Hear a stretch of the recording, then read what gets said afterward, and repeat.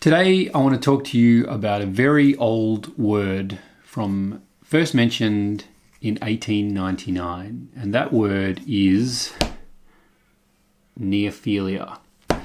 It's a slightly newer word than the first word, which was neophobia.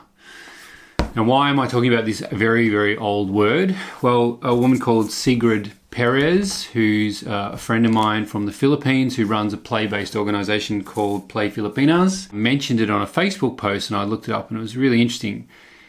Neophilia is essentially two words put together, neo and philia. Neo meaning new, and philia meaning the love of. Children are neophilic, essentially because of their rapidly developing brains, are attracted to new things. Their brains are constantly seeking out new experiences so that inside their brain they can take those new experiences, lock them onto things that they already know about, and create a more diverse brain that understands the world better. And some other people might have some other thoughts. Please add any comments below. I'd love to hear your thoughts on why children are so attracted to new things. And I want to talk today about how you create spaces for children that give them those things that they need to grow their brains, to grow their bodies, and to help them to become more competent in life. I have got a bunch of things here that I just took from my children's room. Here is a horse. These things are called magneticas. They're like magnetic little things. This is really cute. Beautiful little object. And of course, the ever-present You'll Even Know the Sound, Lego. A spirograph. And then another thing are these beautiful blocks. Kids love blocks. Why do some things stick and other things don't? So I wanted to talk about what is it about certain things that really engages children for a long time that they'll keep using. I would call that like a really great quality material to have in an early childhood centre or a primary school or even in your home. And what are things that are they don't have any sticking power. They don't have that things that engage children for very long. And I think that the reason I'm talking about the toys and this word neophilic is I think that they're related. Essentially, you've got some toys and some materials and some educational resources engage children in this desire and love for learning, and in a neophilic way they give them new rich experiences every time that they use them, and some materials don't. And I want to explain that today, so possibly this may help you to think about the types of materials that you might want to put in front of children as an educator or parent. Okay, I am going to draw a graph. Give me a second. So, what I wanted to do was just try and create some sort of simple way of thinking about stuff, and stuff that's going to last a long time and be really valuable to children's development, and how do you kind of make a decision about that stuff. So there's probably lots of parameters, but just two really simple ones are, sorry for my messy writing, there's the same, things that stay the same, or things that change, or are unexpected.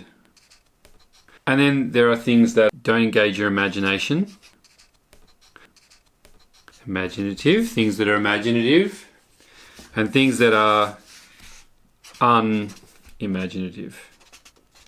Okay, so if we take these things, where do those things fit? This is interesting, right? This beautiful object, which I've always loved, this little, I don't know, kind of car-shaped thing. It's lovely, all these little parts.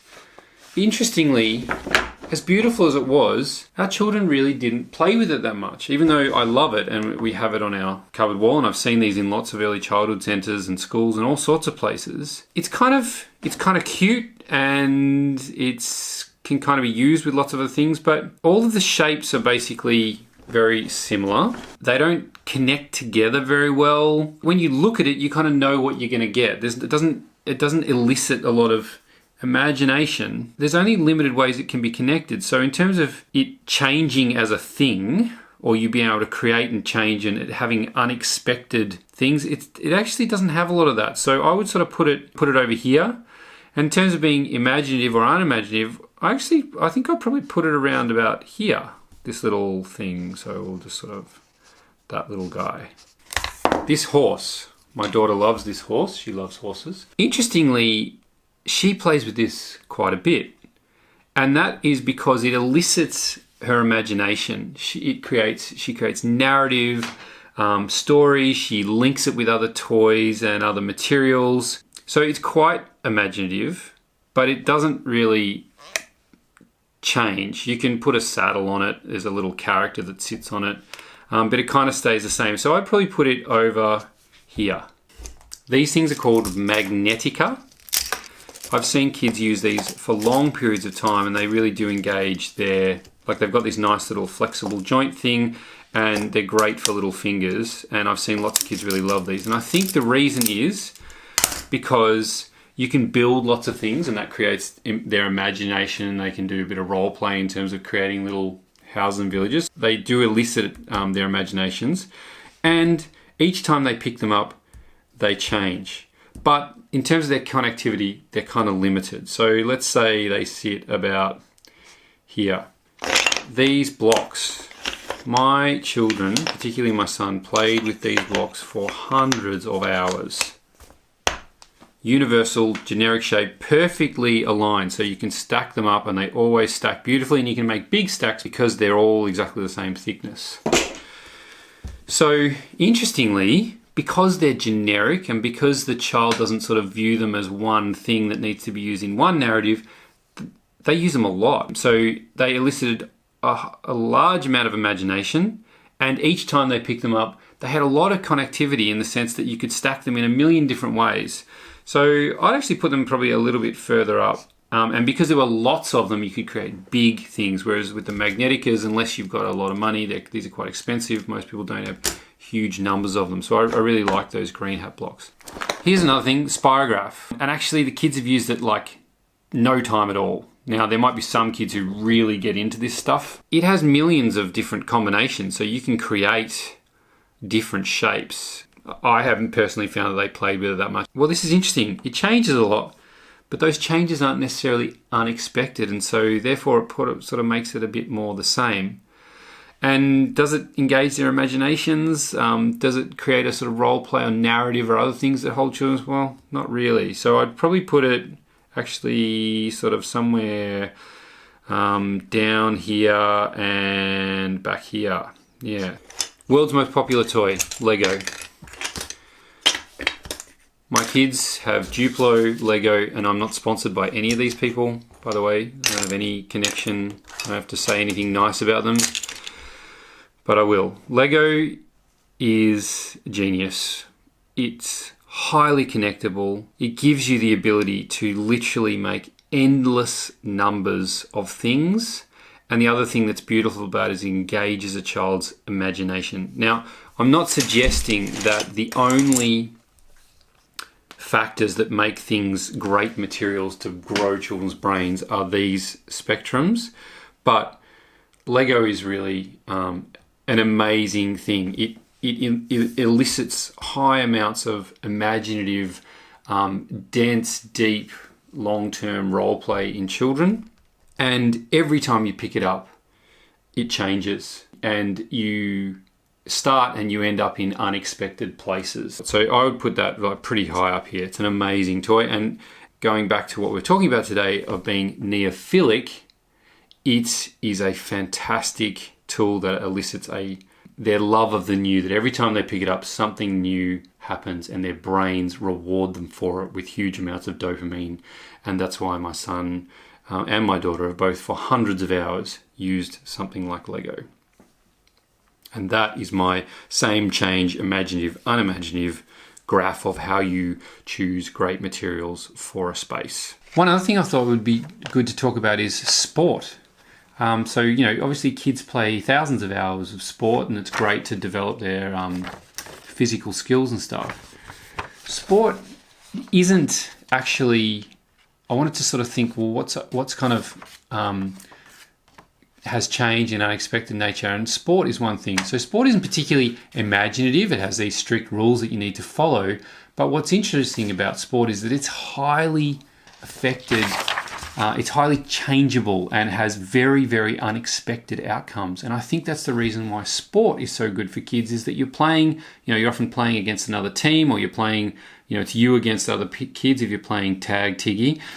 The changeable nature of foursquare and down ball and all these games that children play also gives them that same experiences of new experiences they've got to deal with other people. And that's why I think one reason that sport's really great. I think the other thing that I would add into this conversation is anything, whether it's a material or whether it's a play piece outside, it's absolutely crucial to include things that get social interaction happening. I wanted to say one last point, that not all children are attracted to the new, and not all children are attracted to new things all the time. I mean, a good example is, a good way to use the word neophobia would be a lot of children are neophobic about food. They get these very strict taste buds where they lock in certain things that they like and don't like, and new things being introduced too regularly totally freaks them out. And I'm sure that there are some children where being introduced to too many new things too often actually is quite anxiety producing. So it's not about giving children new things all the time, but like what I'm saying with Lego, it's something they're very familiar with, but they can create new things with all the time. The reason that Playground Ideas has gone from creating all of these designs for fixed equipment, which of course we love, and I'd love you to build those things all over the world, but has also now created the Noodle Cart, is because the Noodle Cart, similar to Lego, Meccano, these types of blocks, engages children for huge amounts of time because it is highly imaginative. Because of its scale, it allows children to have that narrative role play and really engage their imaginations. And because it has many, many pieces that they can use in different ways every time they open it, it gives children the opportunity to have that unexpected experience every time, which their brains can take and learn from. It's not the same each time, because sameness for kids, it just doesn't engage children for very long. And then you end up just buying more and more materials and other things to fill those gaps, because things become stale and dry. So really focusing on things that change is so important. And the Noodle Cart is really our attempt as a social enterprise, non-profit, to fill the world with these types of experiences, because they're just crucial for kids' development, and they're really high value because they use them over and over and over again, as opposed to some things which they use once and then they become non-new and non-changing and not novel, and there's not a lot to learn from them, and so they become disregarded quickly. That is my 2 cents on neophilia, the fact that children are neophilic, and how we should choose materials for children to really deeply engage them in learning and development through self-directed play. Over and out.